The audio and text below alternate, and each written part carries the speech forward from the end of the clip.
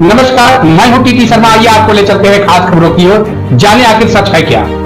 भारतीय जन समाज पार्टी के राष्ट्रीय अध्यक्ष बृजमोहन सिंह ने सभी देशवासियों को शुभकामना दी। सभी देशवासियों को नवरात्रि की हार्दिक शुभकामनाएं देते हुए उजिरिया गोमती नगर लखनऊ में की एक अहम बैठक पर चर्चा।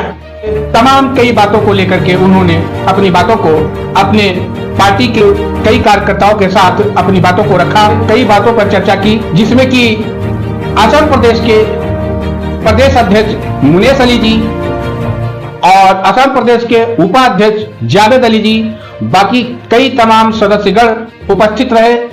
सभी ने अपनी अपनी बातों को रखते हुए वक्फ बोर्ड पर नाराजगी जताते हुए तमाम बातों को लेकर के विस्तार किया। आइए जानते हैं कि भारतीय जन समाज पार्टी के राष्ट्रीय अध्यक्ष बृजमोहन सिंह ने वक्फ बोर्ड के ऊपर और भी गरीबों की समस्याओं को लेकर के क्या क्या कहा। तो जानने के लिए बने रहें भारत पब्लिक न्यूज चैनल पर। आइए हम आपको ले चलते हैं खास खबरों की ओर। जानिए। मैं वक्फ बोर्ड बिल संशोधन विधेयक संसद द्वारा पारित किया गया है, उसको लेकर मैं कहना चाहूंगा, जिसका भारतीय जन समाज पार्टी विरोध करती है तो मूर्ख बनाने का काम बंद करें। मैं भारत सरकार से ये कहना चाहता हूं, वर्तमान सरकार से कहना चाहता हूं कि हमारे देश की भोली भाली जनता को मूर्ख बनाने का काम संविधान से छेड़छाड़ करना भी बंद करें। हिसाब सबका होगा। मैं ये भी कहता हूं कि मोदी सरकार के 100 दिन के वादे कहां गए। हम कितनी बातें बताएं वह कम है। मोदी ने हर बात का जुमला, झूठ, फरेब व गद्दारी, गठरिया मोदी सरकार ने बांध रखी है, जिससे भारत की जनता में त्राही हो गई है। और मैं चाहूंगा कि ये सारे जुमलेबाजी ये सब बंद करे सरकार, और ये बैठे हुए अगर सरकार नहीं चला पा रहा है तो गद्दी छोड़ें इस देश को। और मैं ये भी कहना चाहता हूं, आज आपने हमारे भारत देश को 80% गरीबी में ढकेल दिया है, और आज हमारा देश, आप तो चले जाएंगे, जो आपने पुरानी संपत्ति को आपने बेच डाला है उसकी भरपाई कौन करेगा? आपने क्या बनाया? आप अपना भी तो बताएं कि हमने क्या बनाया। या आप केवल हिंदू मुस्लिम का दंगा ही करवाते रहेंगे, या जगह जगह ये भारत देश की धरती माता को खुदवाएंगे? कहां पे है मस्जिद, कहां पे है मंदिर, कहां पे है गुरुद्वारा, कहां क्या है? ये सब नहीं चलेगा। मैं यूनुस अली भारतीय जन समाज पार्टी के सचिव हूँ। जो असम प्रदेश के अध्यक्ष जी ने मेरे ऊपर जो कृपा रखे हैं, और हमारे बृजमोहन जी राष्ट्रीय अध्यक्ष जी, जो उनके छत्र छाया में मैं सचिव बना हूँ, और मैं ये कामना रखता हूँ कि ये पार्टी भारतीय जन समाज पार्टी और हमारे सब पार्टीकर्ताओं सब लोग मिलकर एकजुट होकर इस पार्टी को इतना आगे बढ़ाए कि हमारे भारतीय जन समाज पार्टी के झंडा पूरे इंडिया में लहराए। और हम सभी लोगों के लिए हमारे बृजमोहन जी और मुनेश अली जी जो मदद करें, और हम जो लोग जो गरीबों में और पेट की पीड़िता में हम लोग विदेश में आए हैं, और विदेश लोग जो आसाम के लोग जाते हैं उनसे कहा जाता है कि है जो हमारे पास फुल प्रूफ है एनआरसी, जो हर किसी के पास नहीं है। ये एनआरसी ऑल इंडिया में लागू है, लेकिन हमारे आसाम में सब एक व्यक्ति के पास है। लेकिन हम लोग को फिर भी, और कहीं भी हम लोग को आसाम के नाम लेने पर तो उन लोग यही क्वेश्चन करते हैं कि तुम लोग बांग्लादेशी हो। हम लोग बांग्लादेशी की पड़ोसी देश में रहते हैं, लेकिन बांग्लादेशी नहीं है। आशा रखते हैं कि सरकार से कि ये आसाम बांग्लादेशी में आता है कि इंडिया में आता है। इस चीज को लेकर हमारे राष्ट्रीय अध्यक्ष और मुन्ने जी और बृजमोहन जी और हमारे सारे पार्टीकर्ताओं इस चीज को आगे बढ़ाए कि हमारे असम इंडिया में आते हैं कि इंडिया में नहीं आते हैं। मैं बीकॉम किया हूँ, ग्रेजुएट हूँ यूपी उत्तर प्रदेश से, HDSN डिग्री कॉलेज। मैं आसाम से हूँ, लेकिन मैं डिग्री उत्तर प्रदेश से किया हूँ। तो इस एनआरसी के लेके और बांग्लादेशी के लेके बात चर्चा में आया। तो और हमारे जो भी भाई बहन और जितने भी लोग हैं पूरे ऑल इंडिया में, उन सबको जो सताया जाता है उन चीज को थोड़ा ध्यान दिया जाए और सभी लोग उन चीज पे कार्य करें। धन्यवाद। नमस्कार, मैं भारतीय जन समाज पार्टी आसाम प्रदेश से उपाध्यक्ष बोल रहा हूँ। तो ये बताइए, हम ये बस ये कहना चाहते हैं, इस सरकार से निवेदन है हमारा कि आप बस इतना बता दीजिएगा कि आसाम इंडिया में पड़ता है या इंडिया के बाहर पड़ता है। आसाम भी इंडिया का राज्य है, और हमारा भी पूरा फुल अधिकार है कि हम इंडिया में किसी भी कोने में कमा खा सकते हैं।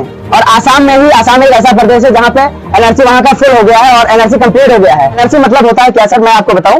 एनआरसी का फुल मतलब ये होता है कि एनआरसी होता है सिटीजनशिप। राज्य का सिटीजनशिप मिलते हुए हमको रहने यानी कि नहीं दिया जाता है, और बोला जाता है यहाँ क्या कर रहे हैं, यहाँ क्या कमा खा रहे हैं। तो ये बताइए आज हमारे बाप दादा पुरखिया हमारे जो आए हैं यहाँ पे सब अपना कर रहे हैं, तो कोई भी यानी कि आज तक का हम ये पूछना चाहते हैं 40 साल तक का ये कहाँ पे था ये शब्द और कहाँ पे था ये सब चीजें, और इस चीज को लेकर हम ये कहना चाहते हैं कि उस समय 40 साल तक आपने क्या किया ये और आपने नहीं देखा ये, और ताकि हमारे बच्चे को और हमारे आने वाले पीढ़ी को इस चीज का समस्या ना हो, ये चीज कैंसर हम खत्म करना चाहते हैं। हम तो जो हमारी पीढ़ी को ये बर्दाश्त नहीं करने देंगे। क्यों नहीं करने देंगे? क्योंकि भाई हमारे जो बाल बच्चे हैं वो यहीं पे एजुकेशन ले रहे हैं और यहीं पे पढ़ लिख रहे हैं, और हम ये चाहते हैं कि वो यहाँ पे रह रहे हैं तो उनको अधिकार मिले। कल को कोई आके उनको ये ना कहे कि आप अपनी आइडेंटिटी दीजिए, आप कहाँ पे रहते हैं। भाई मैं इंडिया में आसाम में रहता हूँ। खुले मंच में बोलते हैं कि अगर कोई व्यक्ति अगर किसी आसामी को अगर बांग्लादेशी बोला तो उस पर हम माने हान का केस उस पर लगाएंगे। हमारे भारतीय जन समाज पार्टी हमारे श्री ब्रजमोहन जी इनके सहयोग से और इन्हीं के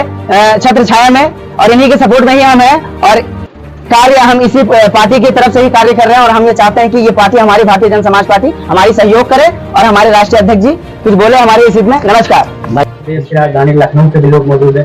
पूरी बैठक में क्या कुछ निकला और क्या कुछ कहना चाहेंगे? सबसे पहले तो मैं अपने सभी देशवासियों को अपना परिचय देना चाहूंगा कि मैं ब्रजमोहन सिंह भारतीय जन समाज पार्टी का राष्ट्रीय अध्यक्ष हूं, और अपने पूरे भारतवर्ष में रहने वाले सभी देशवासियों को रामनवमी की हार्दिक शुभकामनाएं और बधाई देता हूं। और बाकी आज ये जो हमारे जितने भी पार्टी के कार्यकर्ता हैं, और ये काफी दिनों से कह रहे थे, 2-3 दिन से तमाम चर्चाएं हो रही हैं कि नेताजी ये जो लोकसभा में वक्फ बिल जो पास किया गया है उसके विषय में ये लोग काफी चिंतित थे कि हम लोगों के साथ वर्तमान सरकार धोखाधड़ी कर रही है। तो इसी बात को लेकर आज इन्होंने कहा कि नेताजी आज आप आइए और हम आप सबके बीच में चर्चा करना चाहते हैं।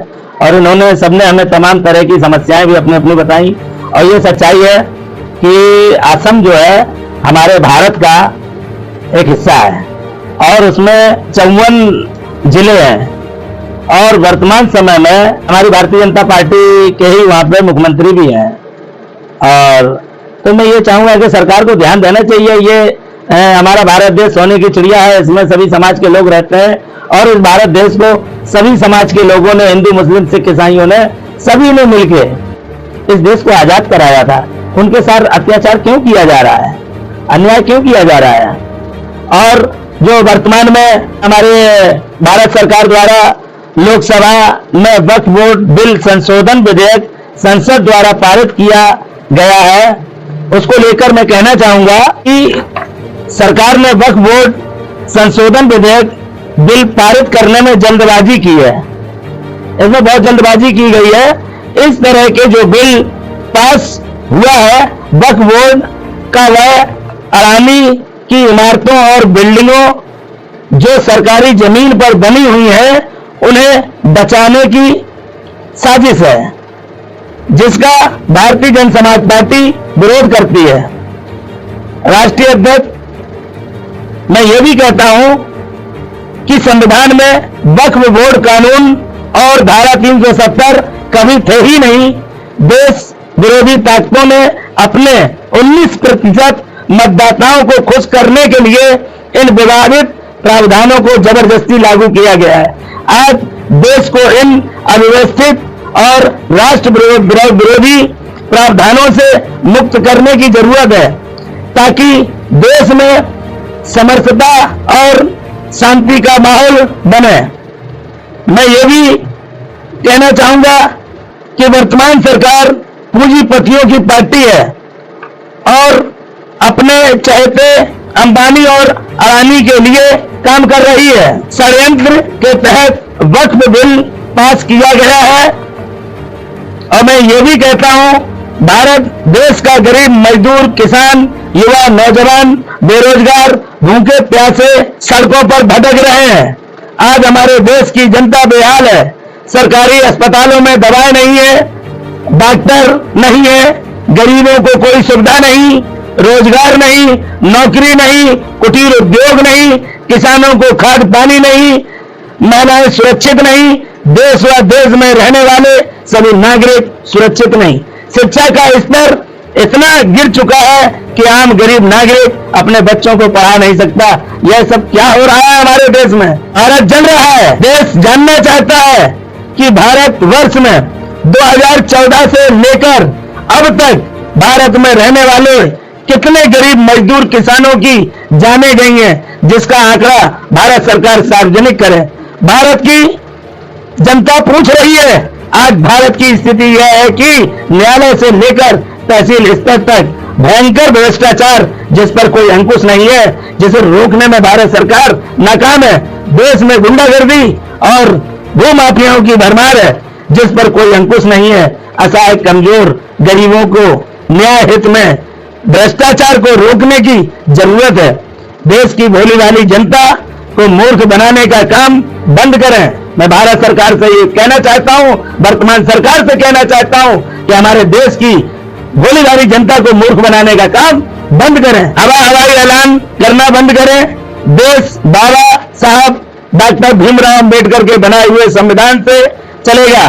संविधान से छेड़छाड़ करना भी बंद करें। हिसाब सबका होगा। मैं ये भी कहता हूं कि मोदी सरकार के 100 दिन के वादे कहां गए? हम कितनी बातें बताएं, वह कम है। मोदी ने हर बात का जुमला, झूठ, फरेब व गद्दारी, गठरिया मोदी सरकार ने बांध रखी है, जिससे भारत की जनता में त्राही हो गई है। और मैं चाहूंगा कि ये सारे जुमलेबाजी ये सब बंद करे सरकार, और ये बैठे हुए अगर सरकार नहीं चला पा रहा है तो गद्दी छोड़ें इस देश को। और मैं ये भी कहना चाहता हूं, आज आपने हमारे भारत देश को 80% गरीबी में ढकेल दिया है, और आज हमारा देश, आप तो चले जाएंगे, जो आपने पुरानी संपत्ति बेच डाली है, की बनाई हुई संपत्ति को आपने बेच डाला है, उसकी भरपाई कौन करेगा? आपने क्या बनाया? आप अपना भी तो बताएं कि हमने क्या बनाया। या आप केवल हिंदू मुस्लिम का दंगा ही करवाते रहेंगे, या जगह जगह ये भारत देश की धरती माता को खुदवाएंगे? कहां पे है मस्जिद, कहां पे है मंदिर, कहां पे है गुरुद्वारा, कहां क्या है? ये सब नहीं चलेगा। आप जनता को काम दीजिए और गरीबों को, मजलूमों के ऊपर अत्याचार करना बंद कर दीजिए। जय हिंद, जय भारत। हमारी भारतीय जनता समाज पार्टी हमेशा मुसलमानों के सभी धर्म, सभी समाज के साथ है, हमेशा अन्याय के खिलाफ है। जहां भी मैं देश की जनता से कहना चाहता हूं, जहां भी मेरी जरूरत पड़े मुझे फोन करिएगा। मैं आपके पास चाहे रात हो चाहे दिन हो, 24 घंटे तैयार हूं। मैं मरने के लिए नहीं डरता हूं। जय हिंद, जय भारत।